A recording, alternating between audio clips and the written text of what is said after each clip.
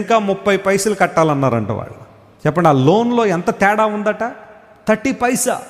30 పైసలు కట్టలేదంట. ఈ రైతు అందును బట్టి రోజు తిప్పుతున్నారు అతన్ని. అదేదో చెప్పుంటే 30 పైసలు ఎదురే కట్టి ఉండేవాడు కదా. అంటే పరిస్థితులు ఎలా ఉన్నాయి చూడండి. ఈ రోజుల్లో మనకున్నది మరొకరికి లేనప్పుడు వారిని చూసి మనం తృణీకరించకూడదు. భేదలను తృణీకరించి వాడు సృష్టికర్తను ఏం చేస్తున్నాడట? వెక్కిరిస్తున్నాడని బైబిల్లో రాయబడింది.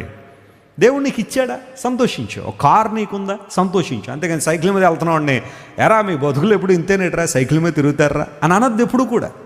ఒకప్పుడు నువ్వు కూడా అదే సైకిల్ మీద తిరిగిన వాడవే కదా.